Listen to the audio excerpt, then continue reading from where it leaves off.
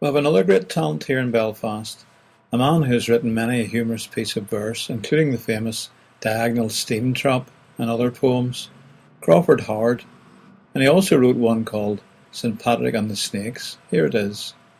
You've heard of the snakes in Australia. You've heard of the snakes in Japan.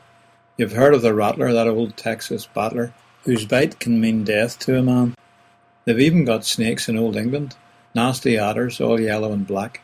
But in Erin's Green Isle, we can say with a smile, they're away, and they're not coming back.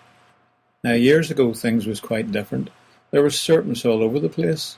If you climbed up a ladder, you might meet an adder, or a cobra might leap at your face. If you went for a walk up the Shankill, or a dander along Sandy Row, a flaming great python would likely come writhing and take a lump out of your toe. Now, there once was a guy called St. Patrick, a preacher of fame and renown, and he hoisted his sails and came over from Wales to convert all the heathens in Down. And he hirpled about through the country with a stick and a big pointy hat, and he kept a few sheep that he sold on the cheap, but sure, there's no money in that. He was preaching a sermon in Cumber, and getting quite carried away, and he mentioned that Rome had once been his home, but that was the wrong thing to say, for he felt a sharp pain in his cheekbone, and he stuck up a hand to his bake, and the thing that had lit on his gob and had bit was a wee Presbyterian snake. Now the snake slithered down from the pulpit, expecting St. Patrick to die, but your man was no dozer. He lifted his crozier, and he belted the snake in the eye. And he says to the snake, "Listen, legless, you'd better just take yourself off. If you think that trick will work with St. Patrick, you must be far worser nor daft."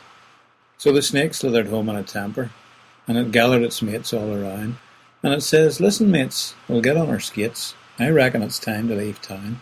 It's no fun when you bite a big fella and sit back and expect him to die. And he's so flaming quick with that big crooked stick that he hits you a dig in the eye." So a strange sight confronted St. Patrick when he woke up the very next day. The snakes with long faces were all packing their cases and heading for Donegal Quay. Some got on cheap flights to Mallorca, and some booked apartments in Spain. They were all heading out, and there wasn't a doubt that they weren't going to come back again. So the reason the snakes left old Ireland, and this is no word of a lie, they all went to places to bite people's faces and be reasonably sure that they'd die. And the old snakes still caution their grandsons, "For God's sake beware of St. Pat, and take yourselves off if you see his big staff and his cloak and his big pointy hat." As I've said before, a lot of the stories we hear about St. Patrick were made up long after he died. For instance, the idea of him chasing the snakes out of Ireland. There weren't any snakes, but there was a pretty evil druid religion in control here at that time, and Patrick was bold enough to confront them on the very day of the main druid feast. He picked the hill of Slane, very close to the hill of Tara, where the High King ruled, and where the druid celebration was to begin. And contrary to the royal command that no fire was to be lit on that night, he lit a bonfire, bringing him immediately to the attention of the Ard Rí, the High King, Leary, his druids, and all the chieftains of Ireland, who demanded an explanation.